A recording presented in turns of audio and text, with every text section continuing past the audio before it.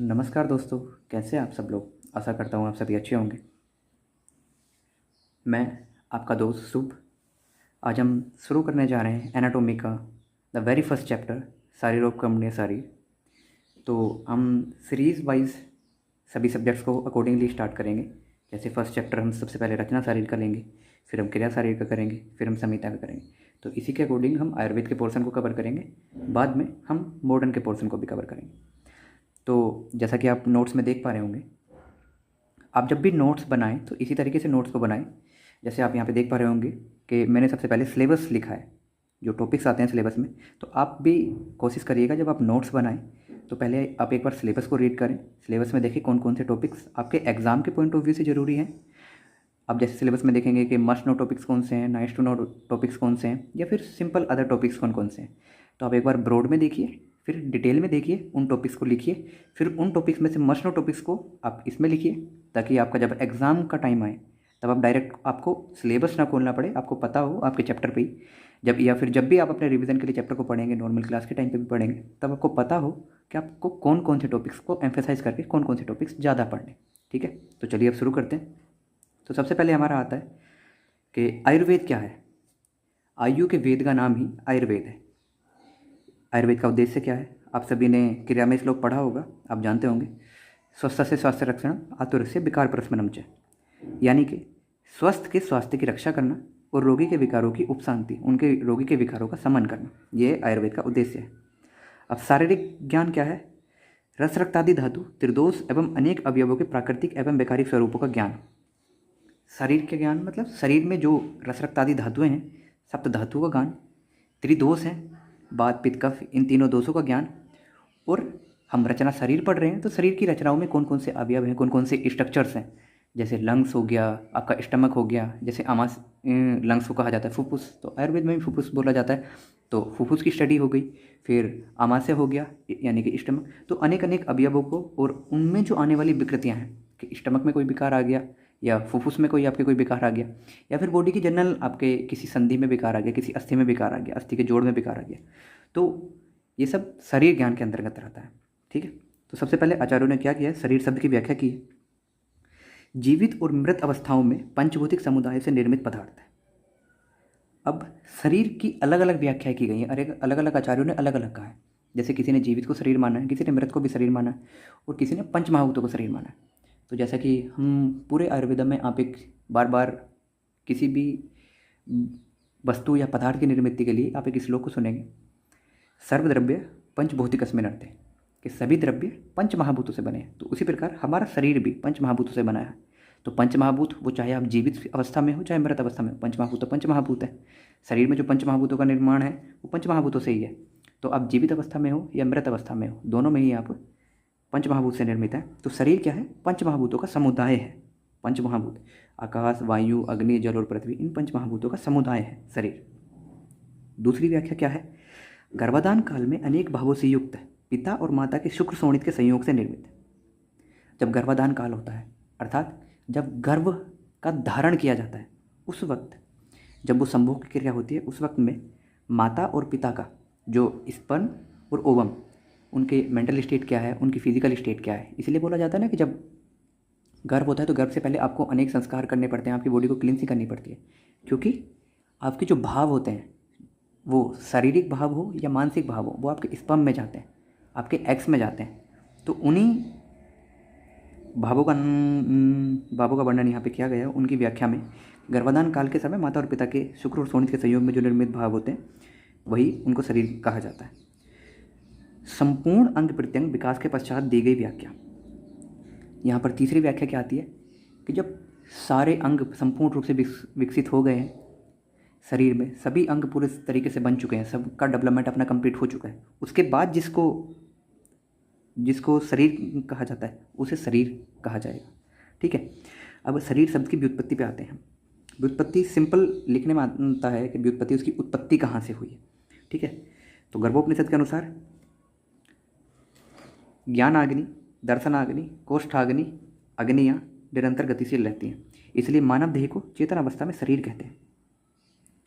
तो ज्ञान अग्नि, ज्ञान कराने वाली जो ज्ञानेंद्रियों की अग्नियाँ होती हैं, दर्शन अग्नि जो देखने की अग्नियाँ होती हैं, सोचने की अग्नियाँ होती हैं, यहाँ पर उससे भी लिया जा सकता है। कोष्ठ अग्नि जो आपके कोष्ठ होते हैं, जो रिक्त स्थान होते हैं आपके शरीर में, जैसे GIT हो गया या फिर अलग अलग जो भी कोष्ठ रहेंगे आपकी बॉडी में, एब्डोमन हो गया, उसमें जो अग्नि है उसी कोष्ठ को अग्नि को कहा जाता है। ठीक है, तो चेतनावस्था में शरीर कहते हैं। तो ये जब चेतनावस्था में रहते हैं तब शरीर कहा जाता है। ठीक है, अब शब्द रचना की दृष्टि से अगर देते तो सीर्यते इति शरीरम, क्षण प्रति क्षण जिसका क्षरण हो रहा है। तो आप अगर इसको मॉडर्न से कोरिलेट करके देखेंगे, वैसे कोरिलेट करने की ज़रूरत नहीं है, आप हर चीज़ को मॉडर्न से कोरिलेट करके पढ़ें, ये ज़रूरी नहीं, बस अपनी समझ के लिए पढ़ रहे हैं वो ठीक है। पर आप हर चीज़ को आयुर्वेदा में मॉडर्न को देखें, वो चीज़ ज़रूरी नहीं है। फिर भी अगर हम देखें क्षरण की क्रियाएँ, तो कैटाबोलिक और एनाबोलिक। क्षरण मतलब क्षरण, क्षय होना, तो यहाँ पे चय उपचय भी लिया जा सकता है इससे। तो चय उपचय अर्थात कैटाबोलिक और एनाबोलिक प्रोसेस जितनी भी हो रही हैं बॉडी में, जितनी भी बनने वाली और जितनी भी बिखरने वाली चीज़ें हो रही हैं, उन सबको शरीर कहा जाता है, उन सबको कंबाइनली शरीर कहा जाएगा, जो निरंतर गति करके खुद को नष्ट करता रहता है। तो आप देखेंगे कि लगातार जैसे आपने खाना खाया तो ग्लूकोज बना बॉडी में, फॉर्मेशन हुआ, फिर आप थोड़े टाइम बाद उसमें आपने कोई एक्टिविटी की, सोने की एक्टिविटी की, हाथ पर चलाने की एक्टिविटी की, तो उस ग्लूकोज का यूज़ हुआ तो वो नष्ट हो गया। तो क्षण प्रति क्षण जिसमें नष्ट होने की क्रियाएँ होती रहती है उसे शरीर कहा जाता है। ठीक है, तो अब आता है आगे कि इसके पर्याय कहाँ हैं, शरीर शब्द के पर्याय क्या हैं। तो पर्याय के अनुसार देह अर्थात वृद्धि या विकास, यह सब शरीर की चयात्मक प्रक्रियाओं को रिप्रेजेंट करता है। देह अर्थात शरीर की एनाबोलिक प्रोसेस को, मतलब फॉर्मेशन को, शरीर में जितनी भी फॉर्मेशन की प्रोसेस हो रही हैं उनको रिप्रेजेंट कर रहा है ये। दूसरा है काय, तो चयापचय दोनों, काय मतलब पूरा सर्व शरीर देह, देह में जिसमें वृद्धि हो रही है, जिसमें डेवलपमेंट हो रहा है, तो डेवलपमेंट तो एनाबोलिक प्रोसेस है, उसमें फॉर्मेशन होते हैं। काय जिसमें दोनों को हम काउंट कर रहे हैं कि इसकी काय कैसी है, इसका शरीर कैसा है, तो काय अर्थात शरीर का ही पर्याय है, उसमें लिया जाता है। तो कैटाबोलिक और एनाबोलिक दोनों के संबंध में लिया जाता है। ठीक है, अब मॉडर्न के अगर रेस्पेक्टिव से देखें तो 3 मंथ तक, अप टू 3 मंथ के डेवलपमेंट तक हम जो गर्भ है उसको क्या कहेंगे, एम्ब्रियो कहेंगे, और 4 मंथ के बाद इसको फीटस कहेंगे। तो आप इस चीज़ को ध्यान रखिएगा, कई बार ये क्वेश्चन में पूछ लेते हैं कि आधुनिक के अनुसार according to modern definition of the embryo, ठीक है, या डेफिनेशन ऑफ द शरीर, तो अप टू 3 मंथ वो एम्ब्रियो होगा, आफ्टर 4 मंथ वो फीटस हो जाएगा। शरीर क्रिया के अनुसार अगर क्रिया मतलब अब फिजियोलॉजी के अनुसार देखें तो सप्त धातुएं, त्रिदोष और 13 अग्नियों की समावस्था में कर्म को शरीर कहा जाता है। सातों के सातों धातुएं रस रक्त मांस में दस्ती मज्जा शुक्र, ये सभी धातुएं अपनी समावस्था में हो। त्रिदोष बात पित्त कफ, ये भी अपनी समावस्था में हो। जो शरीर में 13 प्रकाश की अग्नियाँ हैं, ठीक है, तो जब वो समावस्था में होंगी उसी को हम शरीर कहेंगे। अब आयुर्वेद संहिता के अनुसार तो अब ये सबसे इम्पोर्टेंट पार्ट आता है कि शरीर की परिभाषा आयुर्वेद आचार्यों के अनुसार क्या बताई गई। तो आचार्य चरक ने, चरक के शारीर स्थान अध्याय नंबर 6 में बताया है कि तत्र शरीरम नाम चेतना अधिष्ठान भूतम पंचमहाभूत विकार समुदायात्मकम संयोगवाही, अर्थात जो चेतना का अधिष्ठान है, अर्थात आत्मा का जो आश्रय है, भूत पंचमहाभूत विकार, पंच महाभूतों के विकार यहाँ पे लिया जाता है फॉर्मेशंस के, अलग अलग फॉर्मेशंस के। तो अलग अलग फॉर्मेशंस अलग अलग, किसी में वायु की अधिकता है, किसी में कफ की अधिकता है, किसी में जल की अधिकता है। तो पंच महाभूतों के अलग अलग जो फॉर्मेशंस है उनसे जो बनता है उसको शरीर कहा जाता है। तो पहला हुआ चेतना का अधिष्ठान यानी आत्मा का आश्रय, दूसरा हुआ पंच महाभूतों का विकार, महाभूतों के समन्विष्ट रूप, तीसरा हुआ संयोगवाही, त्रिदोष सप्त धातु और मल की समावस्था, संयोगवाही इसको कहा जाता है। ठीक है, तो आचार्य चरक के अनुसार ये परिभाषा हुई। यहीं पे आचार्य सुश्रुत के अनुसार इस श्लोक काफ़ी बड़ा है, पर अगर आप इसको याद करेंगे तो वाइवा के टाइम पे भी, और फिर आपको अगर कभी भी पूछा जाता है, ये कई चीज़ों में पूछा जाता है कि पंच महाभूतों का शरीर के डेवलपमेंट में क्या रोल होता है। ठीक है, तो अगर आप इस श्लोक को याद कर लेंगे तो बहुत अच्छा रहेगा आपके लिए। ठीक है, अगर आप वाइवा के टाइम पे भी कोई पूछता है कि आपसे श्लोक कौन सा याद है, तो आप मेनली तस्मात् समस्त गात्रम या फिर ये शुक्र शोणित शरीर की परिभाषा ये सुनाएंगे तो इंप्रेशन अच्छा होगा, क्योंकि श्लोक बड़ा है और इजीली याद हो जाता है। आपको देखने में भी लग रहा होगा कि याद नहीं होगा, पर इजीली आपको याद हो जाएगा।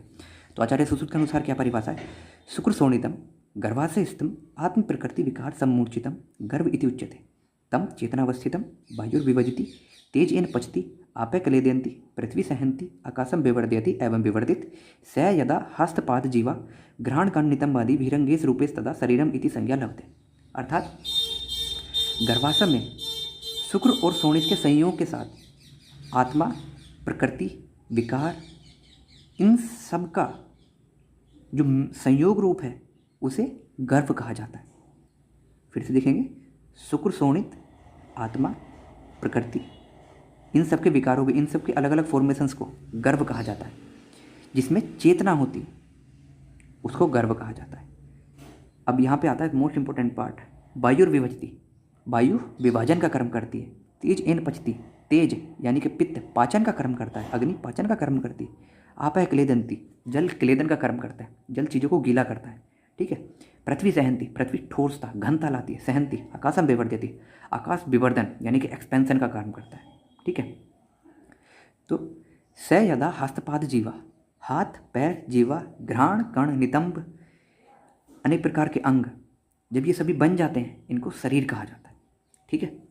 अब तीसरी आचार्य भावप्रकाश के अनुसार, ये भी आप याद रखें तो अच्छा रहेगा, क्योंकि अगर ये 5 नंबर में क्वेश्चन आ जाता है कि शरीर की परिभाषा बताइए, तो आप सिर्फ अगर ये 2 श्लोक लिखेंगे और उसके साथ ये लिखेंगे तो आपका इंप्रेशन अच्छा होगा। ठीक है। तो आचार्य भावप्रकाश के अनुसार गर्भाशय में एकत्र शुक्र, रज, 16 विकार युक्त प्रकृति गर्भ कहे जाते हैं। अवस्था पाकर बड़ा हुआ गर्भ अंग प्रत्यंग युक्त होकर शरीर कहलाता है। तो गर्भाशय में एकत्र हुआ, जैसे ऊपर कहा जाता था कि शुक्र, रज, रज यहाँ पर ओवम को लिया जा रहा है। 16 प्रकृति के विकार होते हैं, वो आगे आप देखेंगे पदार्थ में। अवस्था पाकर जब गर्भ अंग प्रत्यंगों से युक्त हो जाता है, जब सारे के सारे स्ट्रक्चर्स उसके बन जाते हैं, तब उसको शरीर कहा जाता है। ठीक है। तो अब इस सभी का जो हमने ये सब पढ़ा इधर, इसका निष्कर्ष क्या है पूरे का, कि शरीर की परिभाषा है क्या एक्चुअल में आपके समझने के लिए। ये हो गया एग्जाम पॉइंट ऑफ व्यू से, समझने के लिए भी हो गया। अब आपको मेनली अपने क्लिनिकल में अपनी इस चीज़ों में याद क्या रखना है, निरंतर क्षरण हो, जिसकी निरंतर क्षरण होता रहता है, जिसमें कैटाबोलिक और एनाबोलिक दोनों प्रोसेसेस जिसमें निरंतर होती रहती है, जो परिवर्तनशील हो, जिसमें लगातार परिवर्तन हो रहा हो, जो ज्ञान कोष दर्शनाग्नि से युक्त हो, जिसमें चय अपचय दोनों क्रियाएं, अर्थात यही क्षरण वाला आ गया कि चय अपचय कैटाबोलिक और एनाबोलिक दोनों प्रोसेस हो रहे थे। शुक्र और शोणित, आत्मा, प्रकृति, ये सभी जिसमें प्रविष्ट हो उसे शरीर कहा जाता है। अब रचना शरीर की परिभाषा, ग्रंथ की परिभाषा क्या है। ठीक है। तो इसके लिए कहा जाता है कि जहाँ शरीर के संपूर्ण अंग प्रत्यंगों की रचना संक्षिप्त रूप से क्रिया का वर्णन हो उसे रचना शरीर कहा जाता है। जहाँ शरीर के संपूर्ण अंग प्रत्यंगों की रचना एवं संक्षिप्त रूप से क्रिया का वर्णन हो, तो एनाटॉमी क्या है, अंग प्रत्यंगों का स्ट्रक्चर्स की स्टडी एनाटॉमी कही जाती है। ठीक है। वहाँ पर संक्षिप्त रूप से शॉर्ट में क्रियाओं का भी वर्णन, जो उनमें प्रोसेस हो रही है। जैसे लीवर हमने पढ़ लिया, तो लीवर में क्या क्या क्रियाएं हो रही हैं। अगर आप पेनक्रियास पढ़ेंगे तो पेनक्रियास में क्या हो रहा है, स्टमक पढ़ेंगे तो स्टमक में भी थोड़ा थोड़ा उसका सेल्स का लाइनिंग का डेवलपमेंट आप पढ़ेंगे, तो उस तरीके से। ठीक है। अब शरीर स्थान की निरुक्ति एवं परिभाषा, शरीरम चिंत्यते सर्वम देव मानु संपदा, सर्वभावेर तस्मात् शरीरम स्थानम उच्यते। जिस स्थान में संभव उपायों द्वारा देव, संपद, मानु संपद, पुरुषार्थ आदि विषय के लिए प्राणी मात्र शरीर के लिए विचार किया जाए, प्राणी मात्र के शरीर के लिए जिस शास्त्र में विचार किया जाता है, जिस स्थान में विचार किया जाता है, उसको आचार्यों ने शारीर स्थान कहा है। ठीक है। अब अष्टांग हृदय के अनुसार क्या कहा गया है, जिस स्थान में शरीर के जन्म से लेकर मृत्यु का भलीभांति वर्णन हो उसे शारीर स्थान कहा जाता है। ठीक है। सिंपल सी डेफिनेशन है, आप इसको याद रखेंगे। ठीक है। शारीर शब्द की परिभाषा क्या है, शारीरिक भावाधिकृत्य कृत्य अध्याय शरीर, शरीर विज्ञान की रचना एवं क्रिया संबंधी विषयों का जिस शास्त्र में वर्णन हो उसे शरीर कहा जाता है। शरीर विज्ञान की रचना एवं क्रिया, तो रचना और क्रिया दोनों का जिसमें वर्णन होता है उसे शरीर स्थान कहा जाता है, शरीर कहा जाता है। ठीक है। तो आयुर्वेद में जो सूक्ष्म शरीर का निर्माण है वो दार्शनिक तत्वों के आधार पर होता है, ये बस आप जनरल याद रखेंगे। ठीक है। अब शरीर ज्ञान का प्रयोजन क्या है, ये कई बार पूछ लेता है, शरीर ज्ञान का प्रयोजन बताइए। तो आचार्य चरक ने शरीर ज्ञान के प्रयोजन का वर्णन किया है। शरीरम सर्वदा सर्वम सर्वथा वेद यो विषक आयुर्वेद से काश्यरेन वेद लोक सुप्रदा। तो जो चिकित्सक शरीर को पूर्ण रूप से जानता है, शरीरम सर्वदा सर्वम सर्वदा वेद यो विषक, जो विषक जो वैद्य शरीर को संपूर्ण रूप से जानता है वो इस लोक में लोगों को सुख देने वाला होता है, मतलब लोगों के विकारों को ठीक करता है, लोगों को सुख प्रदान करता है। ठीक है। तो ये शरीर ज्ञान का प्रयोजन है। तो आप ये मैंने नोट्स में आपको दे दिया है, आप डिटेल में पढ़ेंगे, क्योंकि अगर मैं हर चीज़ को एक्सप्लेन करूँगा तो वीडियो थोड़ी लंबी हो जाएगी। तो आयुर्वेद चिकित्सा में निपुणता के लिए शरीर और शास्त्र में दक्ष होना चाहिए। आचार्य सूत्र के अनुसार प्रत्यक्ष और सैद्धांतिक दोनों का ज्ञान प्राप्त कर चिकित्सक को चिकित्सा कर्म करना चाहिए। आयुर्वेद शरीर में दार्शनिक और प्रत्यक्ष दोनों का समावेश है। ठीक है। अब ये है शरीर ज्ञान की उपयोगिता को कई बार पूछ लेता है। विकृति ज्ञान से पूर्व प्राकृतिक रचना का ज्ञान शरीर स्थान में प्राप्त होता है। तो विकृति ज्ञान से पूर्व अर्थात विकृति होने से पहले, शरीर में किसी स्ट्रक्चर में कोई डिफॉर्मिटी आने से पहले उसका नेचुरल स्ट्रक्चर क्या है उसकी स्टडी हम रचना शरीर में करते हैं, ठीक है। गर्भाव क्रांति गर्भ की, उसके डेवलपमेंट होने वाले अंग प्रत्यंगों की और शरीर की क्रियात्मक रचनाओं का वर्णन हम उनकी स्टडी हम शरीर ज्ञान में करते हैं, ठीक है। सूक्ष्म शरीर और स्थूल शरीर का ज्ञान आयुर्वेद के अनुसार शरीर दो तरीके से बनता है, सूक्ष्म और स्थूल, ठीक है। दोष धातु और अवयवों की पंचभौतिक रचना का ज्ञान, विकार के स्थान विशेष प्रभावित अंग के ज्ञान के लिए, शल्य चिकित्सा के लिए, ठीक है। शरीर की सडंगता, अब ये भी बहुत ज़्यादा इंपॉर्टेंट है कि सडंग के अनुसार शरीर का डिवीजन बताइए, ठीक है। सडंग के अनुसार शरीर की परिभाषा बताइए, सडंग के अनुसार शरीर को किस किस में विभाजित किया गया है, ठीक है। तो ये दोनों का इंपॉर्टेंट है, आचार्य चरक का भी और आचार्य सुश्रुत का भी। तो सबसे पहले सडंग अर्थात 6 विभाग, 6 विभागों में विभाजित किया जाता है, ठीक है। आचार्य चरक के अनुसार 17 शरीरस्यान विभाग है, शरीर के ये विभाग किए गए हैं। तदथा द्वे बाहु, 2 हाथ, द्वे शक्तनी, 2 पैर, सिर और ग्रीवा, अंतरादि इति षडंगमम्। तो 2, तो 4, एक 5 और एक 6, ठीक है। सिर और ग्रीवा को एक माना गया, अंतरादि आपका एब्डोमन रीजन हो गया, चेस्ट से लेकर नीचे तक चेस्ट और एब्डोमन दोनों का रीजन हो गया, ठीक है, मध्य शरीर जिसको बोला जाएगा। तो ये हो गया आचार्य चरक के अनुसार। आचार्य चरक ने शारीरिक स्थान के अध्याय नंबर 7 में इसका वर्णन किया है, ठीक है। अब आ जाते हैं आचार्य सुश्रुत के अनुसार। आचार्य सुश्रुत के अनुसार तच षडंगमगम शाखा चतस्रो, 4 शाखाएं, 2 हाथ 2 पैर, मध्यम पंचम, 5वां मध्यम, षष्ठम सिर इति, 7 छठा सिर, ठीक है। तो ये आचार्य सुश्रुत के अनुसार वर्णन हो गया। आचार्य भाव प्रकाश ने भी शरीर को षडंग माना है। आचार्य भाव में ने 8 अंगों का विस्तार किया है। सिर ग्रीवा है, सिर और ग्रीवा को इन्होंने अलग मान लिया है, 2 हाथ माने हैं, वक्ष छाती को अलग माना है, उधर को एब्डोमन को अलग माना है, पार्श्व आपके साइड वाले रीजन को अलग माना है, पृष्ठ पीठ को अलग माना है, दोनों पावों को, ऐसे इस तरीके से ज़्यादा डिवीजन किया है, ज़्यादा इलेबोरेटली डिवीजन किया है, ठीक है। अब आचार्य चरक शरीर के अंग प्रत्यंगों का वर्णन के शरीर में कितने अंग हैं कितने, तो आचार्य चरक के अनुसार आप सिंपल इसको याद रखेंगे, ये आपके MCQ में आ सकता है कि आचार्य चरक के अनुसार या फिर आयुर्वेद आचार्य के अनुसार कितने अंग प्रत्यंगों का वर्णन किया गया है। तो 60-50 अर्थात 56, जिसमें 15 कोष्ठ, आचार्य चरक के अनुसार 15 कोष्ठ है, ठीक है। अब आचार्य सुश्रुत के अनुसार 2 प्रकार के अंगों का वर्णन किया गया है, बाह्य प्रत्यंग और आभ्यंतर प्रत्यंग। बाह्य जो हमें चक्षु इंद्रियों के द्वारा देखे जा सकते हैं, आभ्यंतर प्रत्यंग जो चक्षु इंद्रियों के द्वारा देखे नहीं जा सकते, ठीक है। और आधुनिक दृष्टि से अगर मॉडर्न के अनुसार हम देखें तो मध्य स्थल अर्थात सेंट्रल में हेड और ट्रंक, पेरिफेरल में ऊर्ध्व अध शाखाएं, आपकी एक्सट्रीमिटीज़ हो गई, अपर एक्सट्रीमिटीज़ और लोअर एक्सट्रीमिटीज़, ठीक है। तो ये आप नाम देख लेंगे एक बार, ताकि आपको बस ये हो जाए कि आपको यही नहीं पता कि मॉडर्न में क्या नाम है उसका और आयुर्वेद में उसका क्या नाम है अंगों का, तो वो देख लेंगे। शारीर शास्त्र के विभाग बहुत कम पूछा जाता है, पर फिर भी अब नॉलेज के लिए एक बार देख लेंगे इसको। शरीर के विभाग अर्थात रचना शरीर और क्रिया शरीर। रचना प्रतिपादकम शरीरम, रचना शरीरम, जिसमें रचना का प्रतिपादन किया जाता है उसे रचना शरीर कहते हैं, जिसमें क्रिया का प्रतिपादन किया जाता है उसे क्रिया शरीर कहते हैं, ठीक है। अब ये भी याद रखेंगे, ये PG के पॉइंट ऑफ व्यू से भी जरूरी है, और आजकल जो MCQs आ रहे हैं, जो BMS के फर्स्ट ईयर के लेवल पे भी जो MCQs आ रहे हैं वो काफ़ी हार्ड आ रहे हैं, तो उसमें भी पूछ सकता है कि आचार्य सुश्रुत के 10 अध्याय में से किसी भी एक अध्याय का नाम पूछ लेगा।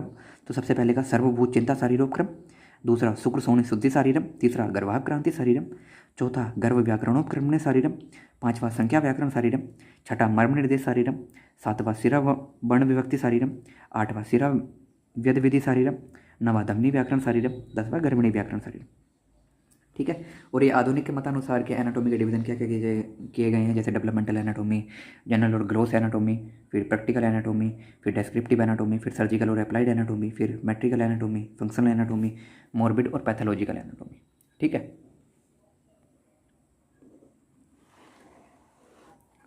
अब आते हैं हम सब विच्छेदन, ये काफ़ी इंपॉर्टेंट है, तो इसे भी देखेंगे, ठीक है। डाइसेक्शन, तो इसमें सबसे इंपॉर्टेंट सीधा यही आ जाता है मृत संशोधन। तो आप इस श्लोक को जरूर से याद करेंगे, अच्छे से रट लेंगे इसको, बहुत इंपॉर्टेंट श्लोक है ये। तो आचार्य सुश्रुत ने सबको प्रिजर्व किस, डेड बॉडी को प्रिजर्व किस तरीके से करना है उसका वर्णन किया था, ठीक है। तो सबसे पहले जो डेड बॉडी के प्रिजर्वेशन का जो सिद्धांत दिया गया था वो मॉडर्न ने नहीं, आचार्य सुश्रुत ने दिया था, ठीक है। तो आचार्य सुश्रुत ने क्या बताया था, तस्मात् समस्त गात्रम अविशोपहतम दीर्घ व्याधि पीड़ितम अवर्ष सतिकम निष्ठांत पुरुषम आवहंत्याम आपगायाम निबंध पज्जरस्थ मुज्जवल्कल कुशाणादीनाम अन्यतमेन अनावेष्टिताम अंगम प्रकाशे देशे कोथयेत सम्यक प्रकोतिदम ततो देहम सप्तरात्राद उसीर वाल वेणुवल्कल कुर्चानाम अन्यतमेन सने सने अवघर्ष्य त्वगादीनां सर्वानेव बाह्य आभ्यंतरांग प्रत्यंग विशेषान यथोक्तान लक्ष्य चक्षुष। अर्थात डेड बॉडी के प्रिजर्वेशन के लिए एक क्राइटेरिया है जो आचार्य सुश्रुत ने बताया था कि कौन से प्रकार की बॉडी को, कि वो शरीर किस तरीके का होना चाहिए जिसको हमें प्रिजर्व करना है। तो ऐसे शरीर, गात्रम अर्थात शरीर का ये पर्याय है गात्र, तो अविशोपहतम, जिसकी मृत्यु विष के सेवन से ना हुई हो, जो दीर्घ व्याधि से पीड़ित ना हो, जो 100 वर्ष से अधिक ना हो, सतिक अर्थात 100 वर्ष से अधिक ना हो, ठीक है। उसके आंत्र से, मतलब इंटेस्टाइन से हम पुरुष आदि को निकाल देंगे, फिर उसको मुज्जवल्कल कुषाण आदि नाम, ये घास के प्रकार बताए गए हैं, इनसे लपेट कर ऐसे स्थान पर रखेंगे जहाँ पर प्रकाश ना पहुँचे, ठीक है। फिर सम्यक प्रकृतितम ततो देहम सप्तरात्रात, उसे 7 रात्रि तक ऐसी नदी में रखेंगे जो लगातार नित्य बह रही हो, ठीक है। अब फिर बाद में उसीर वाल वेणु बलकल इनकी कुर्चियाँ बनाएंगे, जो जैसे आज के टाइम पे कैल्पल होता है, तो उस टाइम पे उसीर वाल वेणु बलकल इन सब की कुर्चा बनाने के लिए कहा गया था। सने सने धीरे धीरे से अब घर्षण करेंगे, उसको घिसेंगे त्वचा को, उसकी त्वचा को, फिर सभी बाह्य और आभ्यंतर दोनों अंगों का अपने नेत्रों से ज्ञान करेंगे, ठीक है। तो आप इसकी हिंदी एक बार पढ़ लेंगे, श्लोक एक बार पढ़ेंगे, हिंदी एक बार पढ़ेंगे, उसके बाद आप श्लोक धीरे धीरे तोड़ कर, छोटे छोटे पार्ट में तोड़ कर अगर आप याद करेंगे इसको, तो अच्छे से आपको याद हो जाएगा, ठीक है। ये मॉडर्न का मेथड है कि प्रिजर्वेशन कैसे करना है, आप इसको एक बार पढ़ लेंगे अच्छे से, ठीक है। मैं आपको एक बार अच्छे से दिखा देता हूँ कि डेड बॉडी को पहले कलेक्ट करेंगे, फिर उसको पोर्ट फिल करेंगे, तो प्रिजर्वेटिव फ्लूइड को किस तरीके का होना चाहिए, पोटेशियम बाइकार्बोनेट होना चाहिए, उसमें वाटर होना चाहिए, फॉर्मल्डिहाइड होना चाहिए, इथेनॉल होना चाहिए, ग्लिसरीन होना चाहिए, ठीक है। अब ये भी एक बहुत इंपॉर्टेंट है, शरीर ज्ञान का प्रयोजन क्या है, ठीक है। तो ये 5 नंबर में पूछ लिया जाता है, या फिर मृत संशोधन के डेड बॉडी प्रिजर्वेशन के साथ साथ में 5-5 करके ये 10 नंबर में ये पूछ लेगा। मेनली 5 नंबर में ही पूछा जाता है कि शरीर ज्ञान का प्रयोजन क्या है। आपके ये इंटरनल्स में ही पूछा जा सकता है, ये काफ़ी इंपॉर्टेंट क्वेश्चन है, और आपके यूनिवर्सिटी एग्जाम में ही पूछा जा सकता है, ठीक है। तो सबसे पहले शरीर को स्वस्थ रखने एवं रुग्णावस्था में रोग निदान हेतु, शारीरिक अवयवों की गणना हेतु, जो स्ट्रक्चर्स हैं उनकी काउंटिंग के लिए, अंग प्रत्यंगों की रचना की दृष्टि से ज्ञान हेतु, जो डिफरेंट स्ट्रक्चर्स हैं, अंग है, प्रत्यंग है, उनकी रचना, उनकी एनाटोमी किस तरीके से, वो स्ट्रक्चर दिखते कैसे, किस तरीके के हैं, उनके ज्ञान के लिए, विभिन्न अवयवों के अवस्थानुसार परिवर्तन एवं उनकी स्थिति ज्ञान हेतु, जो डिफरेंट स्ट्रक्चर्स हैं उनकी अलग अलग स्टेज पे, कि जब छोटा है तब कैसा है, जब बड़ा हुआ कैसा है, जब वृद्ध है तब कैसा है, तो उनकी अलग अलग अवस्था में स्थिति के लिए उनका ज्ञान आवश्यक है, ठीक है। अंग प्रत्यंगों की रचना की दृष्टि से ज्ञान हेतु, अंग प्रत्यंगों की रचना, एनाटोमी, वही सेम पॉइंट रिपीट हो गया है, सॉरी। शरीर ज्ञान के निरंतर कार्य करने वाले विशिष्ट अवयवों, हृदय, फुफ्फुस, यकृत आदि के अध्ययन एवं विशिष्ट, जो इंपॉर्टेंट ऑर्गन्स हैं, जैसे हमारा हृदय हो गया, हार्ट हो गया, फुफ्फुस हो गया, लंग्स हो गया, यकृत यानी कि लीवर हो गया, इन सभी के अध्ययन के लिए, इन सभी के ज्ञान के लिए, इनकी फंक्शनिंग क्या है, इनकी एनाटॉमिकल स्ट्रक्चर्स कैसे हैं, वो किस तरीके से दिखते हैं, तो उनके ज्ञान के लिए शरीर ज्ञान का प्रयोजन आवश्यक है। चिकित्सा एवं शल्य कर्म में, चिकित्सा आप जानते हैं सिंपल मेडिसिन के लिए, और शल्य सर्जरी के लिए, मृत शरीर अवयवों के ज्ञान से जीवित प्राणी की प्रक्रिया के ज्ञान हेतु, यानी कि मृत शरीर से हम जीवित प्राणी में किस प्रकार की प्रक्रिया होंगी, किस प्रकार का उनका स्ट्रक्चर्स होगा, उसको जान सकते हैं, ठीक है। शरीर के समस्त स्थूल अवयवों के मान एवं शरीर में उनकी प्राकृतिक स्थिति हेतु, उनके मान मतलब उनकी लेंथ ब्रेथ क्या है, इन सभी के लिए उनकी प्राकृतिक स्थिति, उनकी नेचुरल स्टेट क्या है, इन सब के ज्ञान के लिए हमें शरीर ज्ञान का प्रयोजन, शरीर ज्ञान का आवश्यक है, ठीक है। शरीर क्रिया रचना एवं शल्य शास्त्र के ज्ञान हेतु, क्रिया शरीर रचना और शल्य, क्रिया रचना, फिजियोलॉजी, एनाटॉमी और सर्जिकल, इन सभी के ज्ञान के लिए शरीर ज्ञान की आवश्यकता है। व्यवहार आयुर्वेद के ज्ञान हेतु, आयुर्वेद के व्यवहार के लिए, जनरल आयुर्वेद को जानने के लिए इनका ज्ञान आवश्यक है। शरीर के सूक्ष्म अवयव जिनका खुली आंखों से ज्ञान प्राप्त नहीं होता, उनके अध्ययन हेतु, तो शरीर के जो माइन्यूट स्ट्रक्चर्स हैं जिनको हम अपनी नॉर्मल आई से नहीं देख सकते, उनके ज्ञान के लिए, ठीक है, ये आवश्यक है। सैद्धांतिक नाम के साथ क्रियात्मक ज्ञान प्राप्ति हेतु, तो सिद्धांत मतलब एज अ प्रिंसिपल के साथ साथ उनकी क्रियाएं किस तरीके से हैं, उनमें जो चाहे कैटाबॉलिक, एनाबॉलिक और डिफरेंट जो स्ट्रक्चर्स हैं उनकी फंक्शनिंग किस तरीके से, उनके ज्ञान के प्रयोजन के लिए, ठीक है। तो नेक्स्ट में हम संधि शरीर को पढ़ेंगे। तो इसमें हम यहाँ पर पाइलअप करते हैं कि परिभाषा शरीर को। तो आप मुझे बताइएगा प्लीज़ कि आपको लेक्चर कैसा लगा, ठीक है। तो आप ये नोट्स हैं, आप इनको रोक के पढ़ सकते हैं। और देखिए इंपॉर्टेंटली सबसे ज़रूरी, खुद से नोट्स बनाएंगे। खुद के जब आप नोट्स बनाएंगे तो आप दूसरे के नोट्स से आप कितनी बार भी पढ़ लें, हमको उतना याद नहीं रहेगा, लेकिन आप नोट्स पढ़ेंगे तो एक बार आप सभी बुक्स में देखेंगे, अलग अलग राइटर्स के एक बार चैप्टर पढ़िए, फिर उसका कंपाइल अप करके अपने एक इंपॉर्टेंट नोट्स बनाइए, ठीक है। पहले एक डिटेल नोट्स बनाइए, उसके बाद एक माइंड मैप बनाइए, जिससे आप एग्जाम के टाइम पे अच्छे से रिवाइज कर सकें। तो 2 लेयर में नोट्स बनाइए, ठीक है, एक डिटेल नोट्स, एक शॉर्ट नोट्स, ठीक है। तो थैंक यू। लेक्चर कैसा लगा आपको प्लीज़ ज़रूर बताइएगा, प्लीज़ अपने रिव्यूज़ कमेंट में शेयर कीजिएगा। तो मैं आपका दोस्त शुभ आपसे विदा लेता हूँ, मिलते हैं नेक्स्ट लेक्चर में।